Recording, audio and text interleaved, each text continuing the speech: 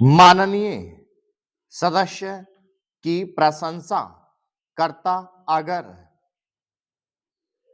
वह उन समस्त देशों का जिक्र करते और निंदा करते जिन्होंने हमारे मानचित्र को गलत ढंग से दिखाया है।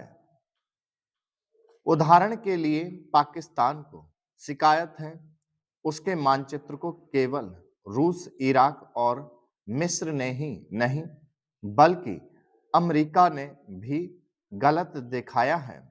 जिस कश्मीर को हम भारत माता का ताज और मुकुट कहते आए हैं, जिसे हम कहते हैं कि वह इस धरती पर हमारा स्वर्ग है, उस इलाके को बिल्कुल उनकी दशा और कृपा पर छोड़ दिया गया है। यह बात उत्साहवर्धक नहीं है। महोदय, मैं दिल्ली के संबंध में भी कुछ कहना चाहता हूं। अब दिल्ली चूंकि केंद्र शासित क्षेत्र है और दिल्ली को केंद्र शासित क्षेत्र माना गया है, तो स्वभावतः दिल्ली वालों को यह आशा थी कि केंद्र से शासित होने से यहाँ पर उन्नति होगी और यहाँ के लोगों को कुछ सुविधा मिलेगी, संतोष प्राप्त होगा। किंतु मैं यह देख रहा हूं और लोगों में भी यह भावना बढ़ती जा रही है कि जब से यह केंद्र शासित क्षेत्र हुआ है, तब से शासन में निरंकुशता आने लगी है और लोगों की ओर ध्यान कम दिया जाने लगा है। इसलिए मैं यह कहना चाहता हूं कि दिल्ली प्रशासन को पुनर्गठन के ऊपर पुनः जोर दिया जाना चाहिए और हो सके तो उसके लिए एक समिति बैठा दी जाए और उसके लिए सोचा जाए कि दिल्ली का प्रशासन किस तरह का होना चाहिए। मैं चाहता हूं दिल्ली के प्रशासन के संबंध में आप विचार करें। भ्रष्टाचार के संबंध में यहाँ बहुत कुछ कहा गया है, मैं पुनः उसको दोहराना नहीं चाहता, किंतु इतना अवश्य कहना चाहता हूं कि आज देश में जनता का जो नैतिक स्तर है वह दिन प्रतिदिन गिरता जा रहा है। सरकार को यह सोचना चाहिए कि उनका वह नैतिक स्तर किस प्रकार उठाया जाए और किस तरह से लोगों की भावनाएं बदली जाएं, किस तरह से लोगों में अनुशासन रह सके, इसके लिए सोचना अत्यंत आवश्यक है। हम जब भ्रष्टाचार की बात कहते हैं, तब यह तो जो सभी मानते हैं कि भ्रष्टाचार है और इसमें कोई दो राय नहीं है कि भ्रष्टाचार मौजूद है। छोटे से छोटे अधिकारी से लेकर बड़े अधिकारी तक यह फैला हुआ है। भ्रष्टाचार केवल प्रशासन में है ऐसी बात नहीं है, वरन यह लोगों में भी फैला हुआ है। जब करों की अदायगी का प्रश्न आता है, तब लोग दो दो खाते बना लेते हैं और आयकर की चोरी करने का प्रयत्न करते हैं और कर से बचने के लिए भ्रष्टाचार करते हैं। जैसे बगैर दोनों हाथ के ताली नहीं बच सकती, ठीक वही बात भ्रष्टाचार के संबंध में लागू होती है। भ्रष्टाचार के निवारण के लिए जितना अधिकारियों का कर्तव्य है, उतना ही कर्तव्य जनता का है। अधिकारियों को तो सतर्क रहना ही चाहिए, क्योंकि यह जो संसद है वह कानून बनाकर उनके हाथ में दे देती है।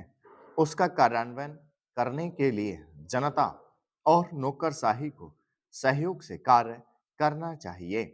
महोदय, प्रशासन का यह कर्तव्य हो जाता है कि वह सतर्क रहे और अधिकारी लोग अपने को निष्पक्ष रखें, किंतु जो जनता के अंदर एक गिरावट आती जा रही है, वह भी एक देखने की बात है। इसलिए मैं चाहता हूं कि सरकार कोई ऐसा प्रयत्न करे जिससे कि भ्रष्टाचार को रोकने के लिए जो लोगों का नैतिक स्तर ऊंचा होना आवश्यक है, उसको ऊंचा किया जा सके। उसके लिए जो भी वह कर सके करे। मुझे कहना तो बहुत कुछ था, लेकिन चूंकि मेरा समय समाप्त हो गया है, मैं अब और कुछ नहीं कहूंगा महोदय।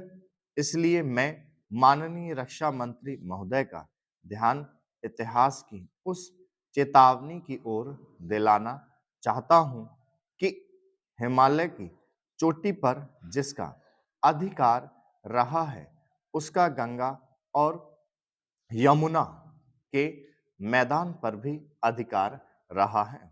हम इस आशा में नहीं रह सकते कि हम दुश्मन को हिमालय की चोटी से उतरने दें और फिर मैदान में उसका मुकाबला करें।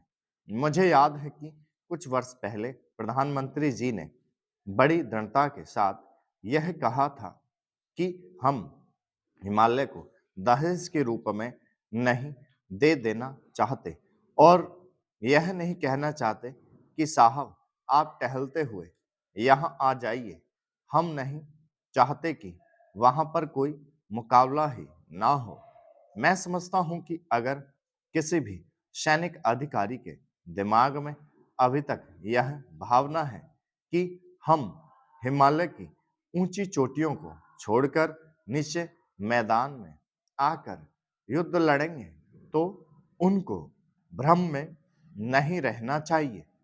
यह एक घातक बात होगी, एक आत्मघाती नीति होगी। अगर एक बार चीन का हिमालय की चोटियों पर कब्जा हो गया तो चाहे वह बाद में नीचे हम पर हमला ना भी करे, किंतु वहां से हम उसको कभी नहीं हटा सकेंगे। इसलिए इस संबंध में स्पष्ट निर्णय किया जाना चाहिए। इसके बाद मैं मध्यवर्ती क्षेत्र के बारे में कुछ कहना चाहता हूं। पिछली बार जब चीन ने बड़े पैमाने पर आक्रमण किया था, तो लद्दाख में और पूर्व में नेफा के इलाके में किया था। मध्यवर्ती क्षेत्र में मिडिल सेक्टर में लड़ाई नहीं हुई थी, लेकिन मेरा अपना अनुमान है और बहुत से लोगों को इस बात की आशंका है कि अगर अब कभी चीन ने दोबारा हम पर आक्रमण किया तो वह मिडिल सेक्टर में करेगा। इसके कई कारण मालूम पड़ते हैं। अध्यक्ष महोदय, सबसे पहले मैं अपने माननीय कार्यकारी पार्षद महोदय का, जिन्होंने बजट भाषण दिया है और अपनी नीतियों की घोषणा की है, उसके बारे में उनको हृदय से बधाई देना चाहती हूं। मैं यह नहीं कहती कि कोई क्रांतिकारी परिवर्तन लाना चाहता है यह बजट, लेकिन मैं यह भी देखती हूं कि यह बजट जो है धीरे धीरे गति से समाजवाद की ओर बढ़ता जा रहा है। अपनी नीति से यह भूतकाल और वर्तमान दोनों को एक कड़ी में मिलाकर हमें उज्जवल भविष्य की ओर ले जाता है, ऐसा मुझे कहना है। इस भाषण को पढ़ने से कि इसमें हमारा कोई भी वर्ग समाज का ऐसा नहीं है जिसे अछूता छोड़ा गया हो, क्योंकि भारतवर्ष एक कृषि प्रधान देश है और मैं यह समझती हूँ कि इस बजट के दौरान यह पूरी तरह से कोशिश की गई है कि ग्रामीण अर्थव्यवस्था को, जिसे हम अर्थव्यवस्था की रीढ़ भी कह सकते हैं, उस ढांचे में उस रीढ़ की हड्डी को और भी सशक्त बनाने का पूरी तरह से प्रयत्न किया गया है। स्टॉप